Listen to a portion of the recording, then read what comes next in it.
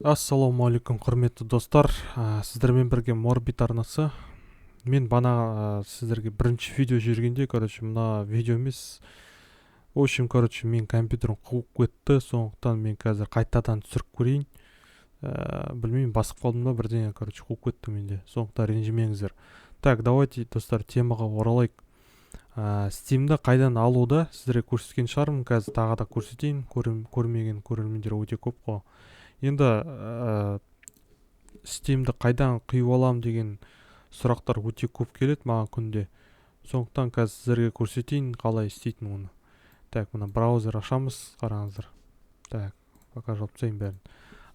Достар, банағыдай ағылшынша английский қойып, достар, міне Steam деп жазасыздар. Просто Steam деп жазасыздар. Сосын мынандай не шығып тұру керек. Добро пожаловать в Steam деп тұру керек, достар. Бұл официальный болу керек. Міндетті түрде официальный, мына story.steampower.com деп шығып тұрады астында. Достар, осыған кіресіздер. Содан кейін оказывается мен көрмей қалдым. Мына жерде, достар, загрузить Steam деп тұрады, достар. Осыны басасыздар. Ешқайда басқа сайтқа кіріп жүрмеңіздер. Бесплатная загрузка. Так, мына, достар, мына Steam'ді бүйтіп жүктейсіздер. Мына басасыздар. И мынаған сохранение береді. Мен уже біреуін алдым. Жаңағыдай сохранить еттім, сақтау. Так, содан кейін, достар, мына жерде сіздерде загрузканы қай папкаға салдыңыздар, сол папканы ашып, достар, мына жерде. Қазір ашып берейін. Так, загрузки деген папка да. Мысалға, загрузка папканың ішінде, достар, тұру керек та, ол қайда екен. Так. В общем, мына загрузканың ішінде тұрады. Документше сақтадық қой біздер. Так, Steam Setup деген мынандай жазуы шығады, достар. Бұл әлі программа емес, бұл установочный Steam да. Бұл әлі қондырылмаған, достар. Осын сіздер ашасыздар. Содан кейін сіздерге андай не шығады, андай кішкентай терезе шығады. Сосын принять деп баса бересіздер. Содан кейін сіздерге мынандай терезе шығады, қазір көрсетейін. Бәрін как положено көрсетейін. Мына обновление мына менде шығады да қазір. Так. Содан кейін сіздерге ойын қалай сатып алу. Міне осында терезе шығады, достар. Енді мында не істеуге болады? Мында, достар, сіздер аккаунт жоқ болса, создать новый аккаунт деп шығады сіздерде. Так, создать новый аккаунт деп басасыздар. Бәрін көрсетейін. Создать новый аккаунт деп. Так, важные сведения. Далее деп басасыздар. Так, далее. Согласен. Имя аккаунта, там, допустим, там, қожа, да. Қожа деп жазасыздар. Қожа 1, 2, 3, там, любой, мысалға, тек қана ағылшынша әріппен қабылдайды, достар. Содан кейін пароль любой. Мысалға, да. 1, 2, 3, 4, 5, 6, 7, 8, 9. Содан кейін 1, 2, 3, 4, 5, 6, 7, 8. Любой пароль қоясыздар. Енді мына жерде неге жанбайды десеңіздер, тағы да дополнительно істеу керек, значит, 1, 2, 3. 1, 2, 3 да. Тағы да шықпайды, көрдіңіз. Тағы да әріптер қосасыздар. Английский болу керек всегда, достар. А, Д, В деп қойайық, мысалға. А, Д, В. Шыққан жоқ, достар, әлі. Міне енді шықты, достар. Осылай тере бересіздер, Егер сіздер араластырып бана цифрмен әріптерді салсаңыздар, мына сразу кішкентай болады, сразу шығады, достар. Содан кейін далее басасыздар. Надежность пароль деген. Далее басасыздар, да. Содан кейін сіздерге мынандай предлагать етеді, типа, қайсысын таңдайсың, логин, типа, атың қалай болады, типа. Уже зарегистрирован деп тұрады, мына любойын таңдайсың. Егер уже, мысалға, тереген атыңыз, мысалға, бос емес болса, мынандай сіздерге 3 вариант береді, любой. Соның біреуін таңдап аласыздар. Ол не важен, достар, қандай аккаунт. Атын, никнейм сіздер өзгерте аласыздар. Мысалға, ымтада сияқты. Логин бар, и еще никнейм деген бар. Контактный адрес деген, бұл почта, достар. Бана mail-ский любой почта бересіздер. Там, так, мен өзімдікін жазбайын. Там, былай, типа. Білмеймін мен кімнің. Так. Мен, достар, бетейінші. Любой почта. Должен быть действительно подтверждение электронной почты. Жақсы, давайте бетейік. Root дейік та. Просто өтіріктен басайын, сіздерге көрсетейін, сосын ана ашқан аккаунттан сосын көрсетейін. Так. Mail, да? Root собака mail инсайт басылып қалған ба? Короче, міне достар. Мынандай почта бар шығар деп ойлаймын енді. Так. Осын подтверждение деген 2 рет жазасыздар, достар, почтаны. Содан кейін далее. Найти старый аккаунт. Так, создать. Так. Уже существует. Короче, мына жерде, достар, сіздерге андай типа шығады, подтвердите почту деп шығады. Сіздер бүйтіп аласыздар, почта кіресіздер. Бәрі енді досконально көрсете алмаймын, мұны өзім почтамда. Почта кіресіздер, майлға.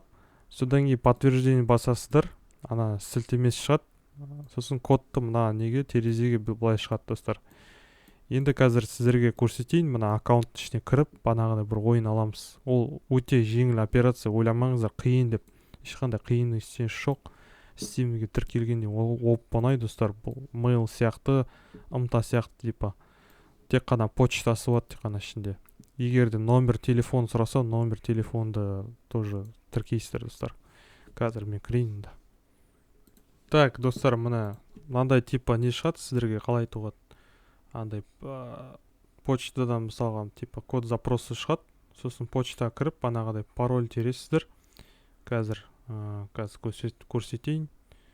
Менде енді SteamGuard деген болғасын. Мен SteamGuard деген қолдадам. Бұл дейтін тағы да дополнительный телефондағы не ғой, мысалға. Сосын былай терем, мысалға C9 бұл дейтін код обычный. Ауыса береді, ойламаңыздар. Полицейте отыр деп. Ол ауыса беретін код, достар. Міне, достар, кірдік. Так, кіргеннен кейін, достар, не істейсіздер? Сіздерге мынандай терезе шығады. Бұл терезе, бұл Steam деп аталады. Міне, осының ішінде, достар, ойындар бар, қараңыздар. Так. Мына мысалға мынандай күнде реклама басында шығады. Мына жауып тастайсың. Жауып тастаймыз. Так. Осының астынан бүйтіп кішірейтетін бар ма? Что-то оны кішіремеймін дейді. Жақсы, осылай түсіре берейік сіздерге. Так, достар, міне. Осындай Steam ашылады. Ең бастысы сіздерге мына жерде пустой болып тұрады, вообще мында ойындар жоқ болады сіздерге. Оны қалай істеймін дейсіздер. Мысалға Steam дейтін Kiwi кошелекті қабылдайды да. Қалай қабылдайды? Мына жерде қарап отырсаңыздар, достар, менде $16 бар. Бұл ана PUBG ойнап, короче, кейстерді сатып, мынандай ақша жинап алдым. Енді ойын қалай сатып аламын дейсіздер. Магазин деп басасыздар.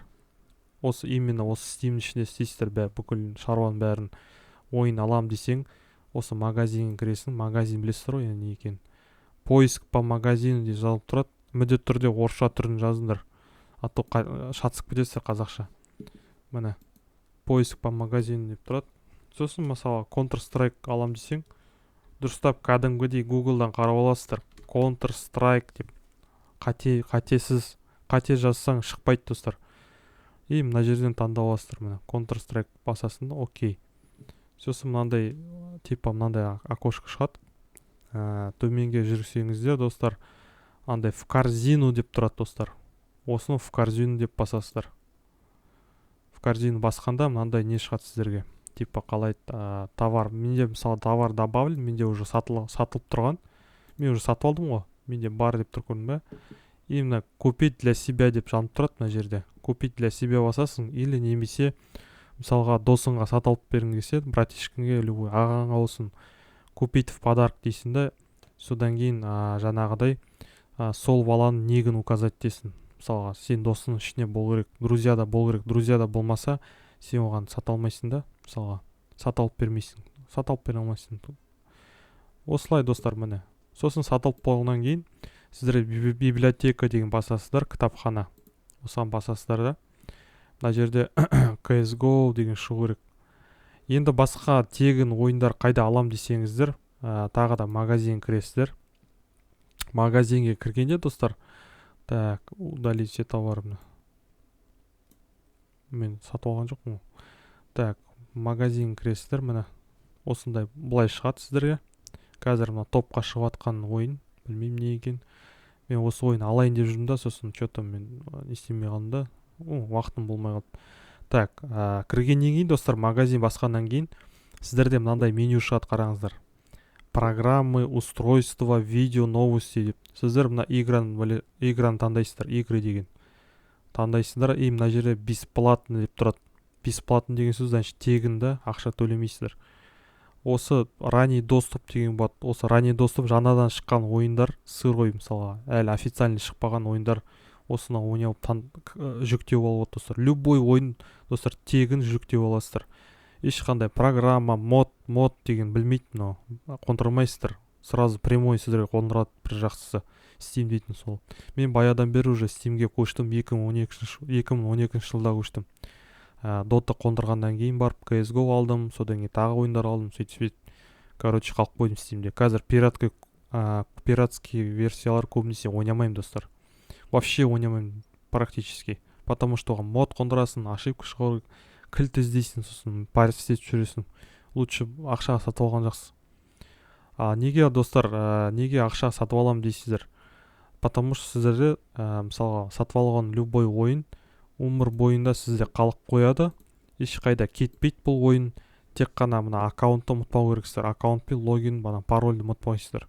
Оны сіздер қағазға бір жерге жазып аласыздар. Егер де даже ұмытып қалсаңыздар, почта арқылы мен восстановить етіп алуға болады достар. Білесіздер ғой, енді сіздерге ол жағын түсіндірмей қойын, білетін шығарсыздар. Так, давайте кірейік. Игры бесплатно кірейік достар. Мына жерде бесплатный ойын ішінде қараңыздар. 4 түрлі ойындар бар. Любой ойын, мысалға. Лидеры продаж деген бар мына. Мына новинка көресіздер. И мына жерде еще қандай ойындар мысалға бөлінеді тоже. Гонка бар, инди бар, ММО, казуальный, приключенческий, симулятор, стратегия, экшен, спортивный, любой ойын достар. Разделді аласыздар и іздейсіздер. Мысалға бір ойынды алайық. Knockback деген ойын, білмеймін қандай. Типа анау Overwatch сияқты болып тұр ғой, да? Overwatch сияқты. Мысалы қалай істейсің? Кіргеннен кейін достар мынандай не шығады? Играть деп тұрады. Играть басып қаласың, болды. Міне мынандай окошко шығады сіздерге, терезе. Содан кейін установить программ файлс деп тұрады мына. Рабочий стол, пуск, галочка қой, ярлык создавать дейін ба деп тұр сізге. Оны мысалға по желанию басып алады мысалға. Мына жерден шығады, рабочий столдан шығады, ярлык кіретін жер. Сосын далее басасыздар. Болды. Бұл дейтін қазір жүктеледі. Содан кейін сіздер мына қайтам библиотека барасыздар. Игры деген таңдайсыздар. Мына жерден мына шықты. Да? Мына жерден шыққаннан кейін мына қарайсыздар установкасын. Астында загрузка болады. Уже көріп тұрасыздар қанша сіздерге қалды. Немесе былайынан тексеру болады. Morbid, так. Мына библиотека басасыздар қайтан. Содан кейін загрузки деген басасыздар. Загрузки басқаннан кейін сіздер көріп тұрасыздар уже. Қанша мегабайт качать етті, қанша максимальный скоростьпен жатыр. Міне достар, осылай қарап аласыздар. Менде мысалы еще Counter-Strike сатып алдым. Так. И сосын полностью уже установка бергеннен кейін играйтты басып қаласың, болды. Ешқандай ештеңе қиындығы жоқ достар. Болды осы достар. Міне осылай сатып аламын. Мысалы Steam'ден осылай ойынды жүктеп аласыздар. Сатып алып деген сияқты. Так, енді мен мына ойынды ойнамаймын ғой. Мен неге жүктеп жатырмын. Так, удалить деп басып алады тоже міне. Удалить десең кетіп қалады. Бірақ та сатып алған ойын қорықпаңыздар. Сатып алған ойын сіздерге ешқашан кетпейді. Даже удалить десең де мына жерде болып серый болып жанып тұрады, типа не установлен болып. Осылай тұрады достар. Енді видео ұзақ болатса ренжімеңіздер, толықтырайын сіздерге түсіндіріп отырмын. Так. GTA сосын амта қалай қондырамын дейсіздер. Мысалға былай любой мысалға көрсеттім да Steam'нен бүкіл мына ойындар бәрі Steam'дікі бұл. Так, GTA-ны қалай қондырамын дейсіздер. Оның басында достар сіздер бір сайттан болсын, мен сіздерге бере алмаймын бұл сайтты, потому что мен өзім дискімде бар ол, баяғыдан бері бар. Как көрсетейін, дискіге, так. Қайда екен? мында міне осының ішінде бар менде. Міне GTA San Andreas бұл чистый версия, менде 1,5 гигабайт. Осын поставим, установка жасаймын. Самп ойнаған кезде осын ашып мен істеп аламын, қондырып аламын да. Содан кейін ымта достар таңдаймын. Так, ымтаны қайдан іздейміз да, тағы да. Қазір көрсетейін. Просто жазасыздар. Английский MTA деп жазасыз, 3 әріп. Болды. Мынандай не шығады сіздер? Официальный mtasa.com деп шығу керек мұны, официальный. Так. Мынаған кіресіздер.